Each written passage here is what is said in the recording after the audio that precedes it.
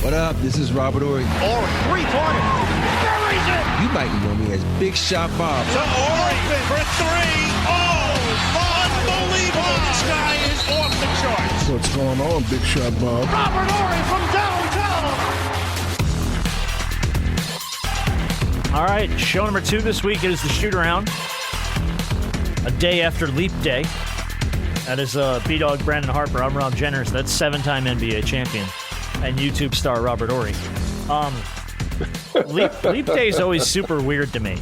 Oh, my goodness. That we have a day once every 4 years that just doesn't exist the other 3 years.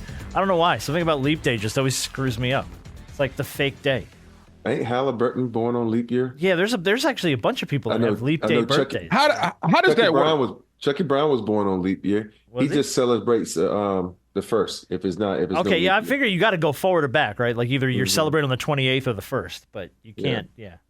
So March 1st, he would celebrate his birthday on March 1st. It has something. I would celebrate both days. Yeah, the 28th. Give me both. Yeah, get both. I get to straddle the yes. day that doesn't exist.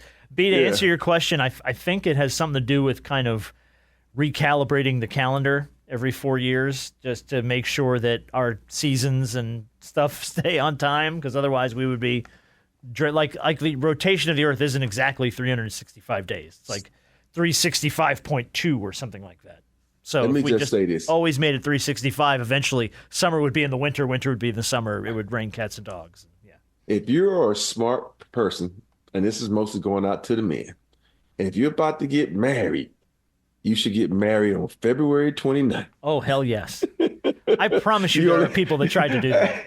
I promise you yesterday a shit ton of people got married because they're like, I only got a once every 4 years. I got to spend money on a gift every 4 years. Exactly. Yes, I'm young. You know what? Exactly, man. You should get married February 29th.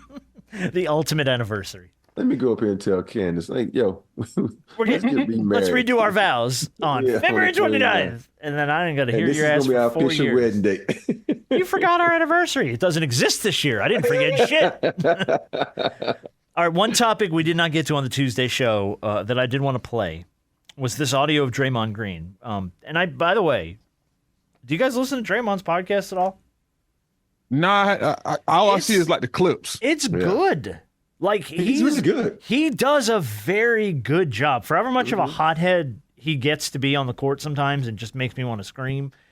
As a commentator, and when he has a point to make, he's very well-spoken, very eloquent, very smart. He does a really, really good job. But he brought up Anthony Edwards because he really likes Anthony Edwards as a player. Like he's just like, this guy's got, and we've talked about it on the show before, the upside of Anthony Edwards is just outstanding.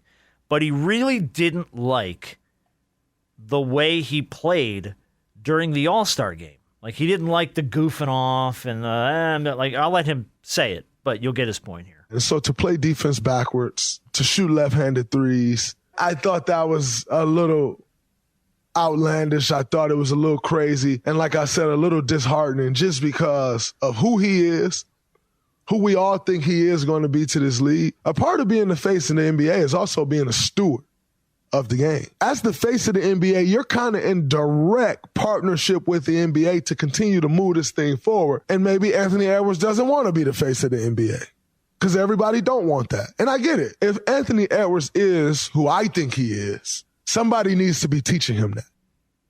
Actually, an extremely valid point, I think.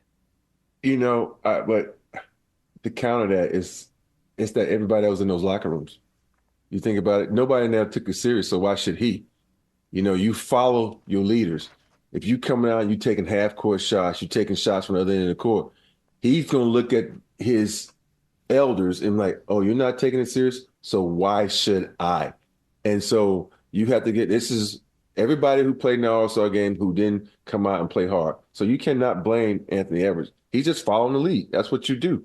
And you know, and I said this about, think about this.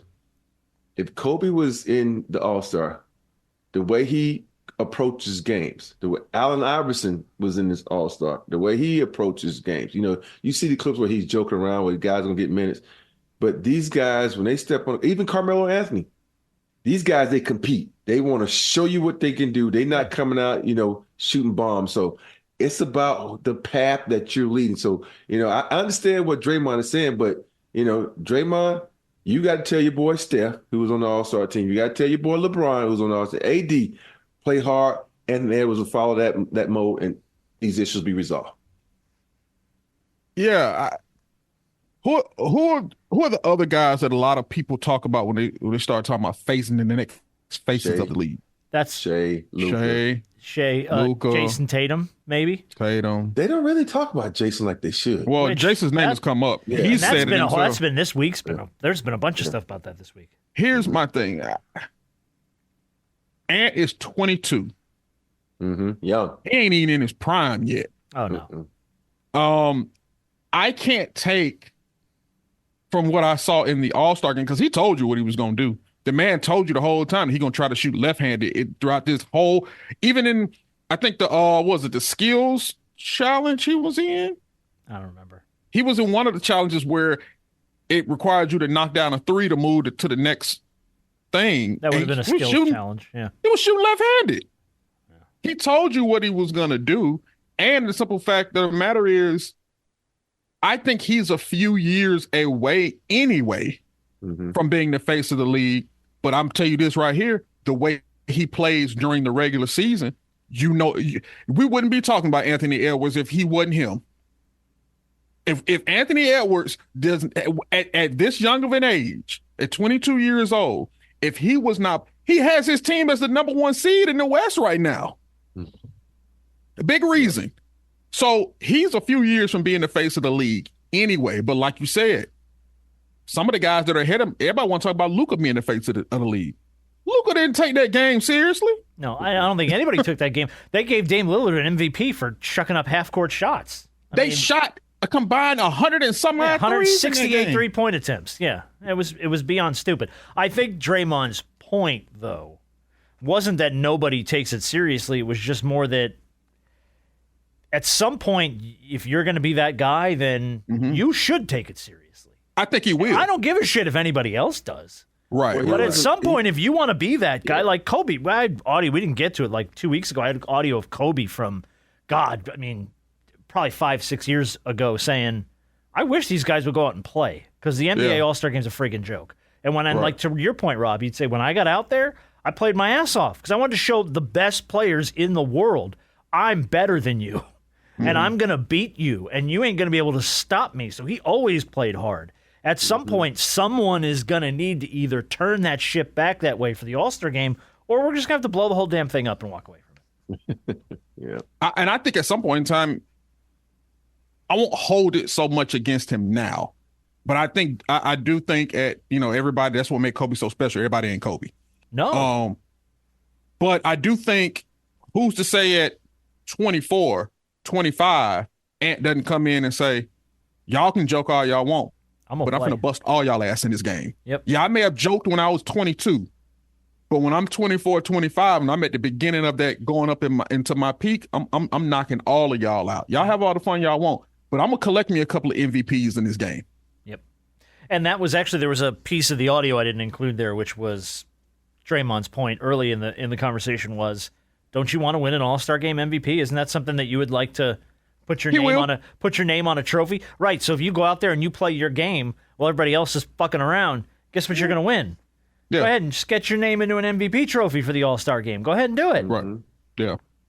I mean, I get him. I understand it. You're right. But everybody chose not to. So I understand both sides of the argument. I really do. All right, one more piece of audio before we move on to questions. I got some audio of our big buddy Shaquille O'Neal here. Did a show with Allen Iverson on his podcast, and Dennis Rodman's name came up. And I just love hearing the rando stories behind the scenes of like shit that Dennis Rodman did. But I thought Shaq's approach on Rodman is just perfect. You told me some stories now. This dude will come in. The meeting's at 5:30. Like, you got to be there at 5:30. 45 minutes ago, he'll come in with 40 minutes on the clock, eating chicken and rice, not paying attention. Doing it in the middle of the meeting, take a cold shower, not paying attention. We go out first, then he'll come out, give you 25 rebounds, stinking like put his clothes on and go to the club and had the baddest woman I've ever seen in my life. He smelled like garbage truck water. And he got models on him at the club. Like, I was a party guy. I thought some party had some thing, but I ain't never seen what I seen with Dennis Rodman. I was actually mad. Me and Uncle Roman. What I mean, like he's with I was mad. Electra. Yeah, I was mad. Not because he had a girl. I'm like, this ain't even wash his ass. Hey, Shaq forgot about something. He would literally finish the game, put his clothes on, and work out after the games, and then walk out. He forgot that part. He worked out after every game. He would take a cold shower before the game, play the game, bust his ass, rip up 25 boards, Go work out, not shower, work out, and go. Yeah. And still have the most beautiful women you could even. I've never seen him in the club. That boy sitting up there going out and about, smelling like the produce section at Publix. Yeah. I mean, Shaq said he smelled like garbage truck water. Yeah. Well, that's another way to describe it. Just right, but like, God, man, like, did you ever play on a team with Dennis? Yeah. Okay, so you were there when he was. Okay, you were there when he was there. Okay, all right. So, what was your experience similar to that? Is he right in his assessment of? Dude, it was because when he first started doing it, everybody was like looking at it like, did this motherfucker just work out and leave? And then he put Carmen Electra on his arm and walk out. Yep. Yeah. Did he stink? I never got that close to him. Okay, all right. I'm under the assumption that he stunk. Yeah. That if he did all of that, then I was played a game, worked out, and then just threw on some clothes and left. He ain't. Yeah. He'll ripe. He gonna be a little stinky. Yeah. All right. Let's do some questions here. Question from Nick. There's two Kevin Durant topics here. I'm gonna pull these two together here. But the question from Nick was, do you think Kevin Durant will finish his career in Phoenix? He said this week he loves the city and he wants to get in their Ring of Honor one day, but you got to spend a long time trying to get recognition like that. Is he just saying that because he thinks it's what fans would want to hear, or do you think he's actually going to stick it out in Phoenix? That's one of those questions I cannot answer because I don't know. I can. That man ain't staying in Phoenix. I'm going to tell you this now. To get into the Ring of Honor? Forget all that. That's not happening. That ain't even, that's not happening. Okay. He's going through some of the same things now that he did in Brooklyn. Why? Because Bradley Beal is hurt. He can't stay healthy. It's one of them big three that is never going to be able to stay healthy enough for you all to play together long enough. Now, they played together longer as a big three than what he ever did with Kyrie and James Harden in Brooklyn, which is wild because they were together 4 seasons. But Bradley Beal is the China doll that's broken right now. And he can't stay healthy. So you're kind of seeing remnants of what happened in Brooklyn. So my thing is, after a while, when you go there to win titles, right? You didn't go there to pair up with Devin Booker and Bradley Beal just to say, hey, let's hang out, shoot a couple of hoops, and we can go paint the town red. No, we came here to win. But he's not going to be able to win without those other two guys. And they don't play good enough defense to kind of supplement that. So guess what's going to happen in year 2, 3 of this? Well, this is year 2, isn't it? But it's year 2. Okay. Maybe I say after next season. You're going to be hearing rumblings about, well, how long KD going to stay? KD's unhappy. KD doesn't think he can win here. Same story, different city. And I'm not blaming KD, but all this stuff we've heard about this with Golden State. We've heard this stuff before. It's the same song. It's just played by a different band. So when I don't care nothing about all that. You know what he's gonna do? He's gonna try to go back to Oklahoma City, where it all started, and retire there. It's a good. That's just what I believe. No, I think you got a point. He's not staying. And the Ring of Honor, brother, you might as well forget that. Dude, Ring of Honor is for players that spend, huge portions of their career in a city and accomplish for that city. Dude, this is your officially second season. You didn't even play a full season last season.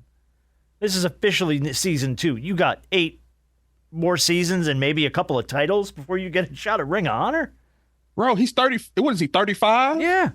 And I know he's still playing very well, and obviously with his height, and the fact he can shoot the ball great. But as far as you'd have to finish your career there, and you'd have to do it with some fanfare, with some titles. Bro, you're on the back end of your career. Yeah. Penix ain't winning no title no time soon. So you think KD? So okay, with that being said, how long do you think KD is going to be there, knowing that they're not going to win the title no time soon? I don't know. I don't know the parameters of getting in the ring on him there. So because when I was there, I didn't give a shit about but only thing I gave a shit about was getting up out of there. So I don't know what the process is. I just don't see it. I do want to give him some credit to switch to my other Durant topic with the way that he handled that fan the other night. Oh, yeah. When they were running onto the court for pregame warmups, a woman screams, "Bitch!" And he stops dead in his tracks and turns. And goes over. And it was a woman, and I'm going to assume her husband, who had very, very good seats. They were like second, third row behind the basket. And the first thing she does is she kind of like smiles and like puts her hand out like, "Hey, I was kidding. I was just trying to get your attention." At which point he talked to him for like probably about 30 seconds. Yeah. And then waved him off like, "Screw you. You're ridiculous people." Went out to do warm-ups. Well, then here comes security. Security comes running around. They're going to remove these two people. He said no. He came over. He said, no. Leave them. Leave them. They're fine. Just leave them be. We're going to ignore it. We're going to ignore them. Just let them be. I thought that was like as well as that could have been handled by anybody. He handled that about perfectly. Yeah. Like show that to young players. Yeah. You see a lot of players. He said, "You suck." Oh, he said, "I suck. Get him out." I'm like, dude, come on, man. Yeah. For him to handle it the way he did, as much as grief as we give KD about a lot of stuff, he handled this the best you ever going to probably ever see. Because players are, you think about players get mad at other players for calling them a bitch. They get mad at other guys. That was handled very well by him because he could have went back to her and called her a bitch.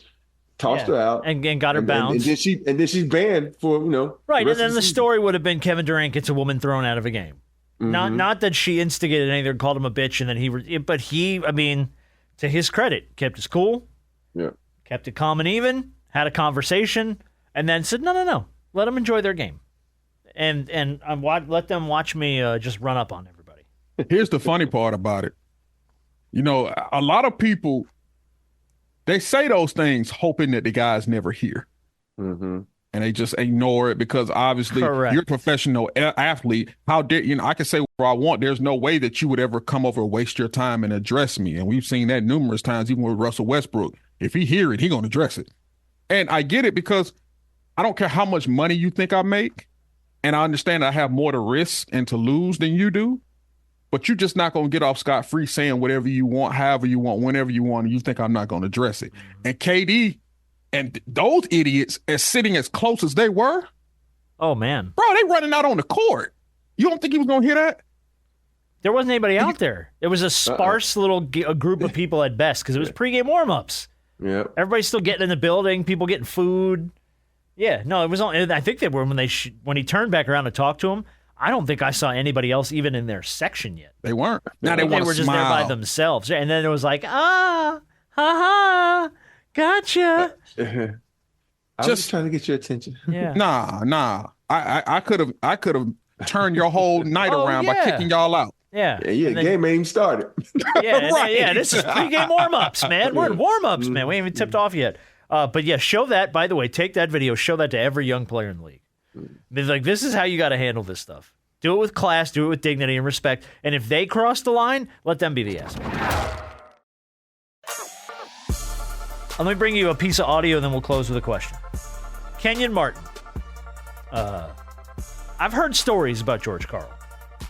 Obviously, I don't know what's true and what isn't, but I've heard a lot of rumblings from a lot of players I've known over the years that didn't take too kindly to George Karl. Apparently, Kenyon Martin still hates his ass. This came from Gilbert's show, but the way that Kenyon Martin goes after George Karl here, holy shit. First and foremost, fuck George Karl. Fuck him and the horse he rode in on. If we had a different coach, we win a championship. You didn't add no value to nobody, bruh. Not one of us. As a coach, as a person, you didn't add value to shit that we did. You walk through the locker room and not speaking to people and think people supposed to kiss your ass and you ain't did shit as a coach. You're a horrible person, George. Live with that, dog. God don't like ugly, bruh. And you ugly as shit on the inside. Oh, damn. It's been a minute tell me since how I you heard feel. somebody cut somebody down like that, dude. Holy shit. Man. Wow. Hey. Like you were at least in the league when he was coaching. Yeah, I've only had one run-in with George. That's on the draft day. You know how you go to Chicago and you meet with these coaches. And when I had the meeting with him, he asked me, "Why you not playing in Chicago?" I said, "Because I'm better than these motherfuckers." He said, "I don't need to play here." And he's like, "You think so?" I said, "No, I don't think so. I know so." And he's like, "Okay, meeting over." And that's the only run-in I've ever had with George Karl. You know, because at the Chicago, at the combines, either some players play and some players don't. And I didn't play. And he's like, "What makes you think you don't play?" And I told him, I was like, "Okay." And he walked out. That was the end of the conversation. Well, all right. Mm-hmm. Interesting. Do you think the Nuggets should have won that title? George Key, they're kind of hanging that. I've heard a lot of guys hang that at the feet of George. You know what? I thought they were going to be really good. I thought Carmelo had a good chance to be MVP, and then that team broke up. They broke it up, and we were one of the teams that beat them at that time. But I just felt like they was on the verge of becoming good. And then Kenyon went to New Jersey or wherever. Something. Yeah, I think he went to the Nets. Yeah, I think he went to the Nets. Yeah, they had the Lakers prevented them from reaching It's all their about pinnacle. Timing. It's about timing, man. If you got a dominant team, a team that's we call a franchise that's going to be like a dynasty, and you run across a dynasty at the wrong time, you just screwed. Mm-hmm. Yeah, and you got to make the most of the opportunities you got while you got them, because in the NBA especially, they're short-lived. Yeah. Exactly. Yeah, I'm a firm believer that, look, this has nothing to do with Melo, but Melo obviously was the face of the Nuggets. I'm a firm believer that Melo hurt himself from winning a title when he decided to go to New York over a place like Chicago. Yeah, you have to hear that whole story. He I forget who podcast, but you need to listen to him, and he talks about leaving Denver and then going to all the places. He said it wasn't his fault. He said when they started breaking up the team, he's like, "Well, shit, I got to take care of myself," and so you should listen to that his story about everything that happened with that situation. Okay. Now, I did hear that if it's the same podcast, so he talked about how a deal to the Lakers was done at one point in time. He said Melo was going to the Lakers, and I think it was for like Lamar Odom, and Powell was going somewhere. But he said that deal was literally done, and that was nixed. Like that was so, Kobe got two rugs pulled from under him with Chris Paul and then again with Melo. Yeah. Melo, yeah. All right, last thing to shoot around this week. A question from Jerry. Please tell me you guys have seen the new Major League Baseball uniforms. I've been hearing about the one that they're Nike see-through. The pants I didn't know it was are see-through. see-through. Oh, I didn't know that. You can see the players' boxers. You could see their jerseys tucked in under their belt line through their pants. No, I ain't know that. I'll send you a couple of pictures from. They are see-through. I want to see that. No. But I mean, like you can't see that. I mean, now here's the thing. There's going to be some players. They're just going to be like, well, if you could see it, I'm going to let it ride. No jock in this game, kids. Let's go. Let that birdie swing free. It's going to happen. But Rob, were there any? His question were there any crazy regulations about what you could or could not do under your uniforms in the NBA? I was so mad at one point. I had back issues, and I like to keep my back warm. And the NBA, I had it's not like today where you can see the sleeves people can wear. I had a tank top, and I had a perfect tank top that fit right under my uniform. You couldn't see. It moved in a game, and they saw it, and they was like, "You cannot wear that tank top under your jersey because it's not regulated. It's not it's official NBA gear." I'm like, you can't even see it. we saw at one point in the game, like, are you serious right now? And then we had the rule where you could only have, like, I think no more than 3 colors in your shoes. It used to be really, really strict when David Stern, like in the beginning of the year. And I had this one time where Discover card came to me during the playoffs. They said, hey, if you put Discover on your body during the playoffs, we'll pay you $50,000. The NBA somehow found out about it. Said, if you put it on your body, we're gonna fine you $100,000. So I'm like, oh hell no. So it was a lot of things that, with the uniforms. They used to crack down on you hard. Yeah, they used to crack down hard on us about it. All right. Well, at least you couldn't see through your pants, because that would have made your era of the NBA a lot more interesting. Exactly.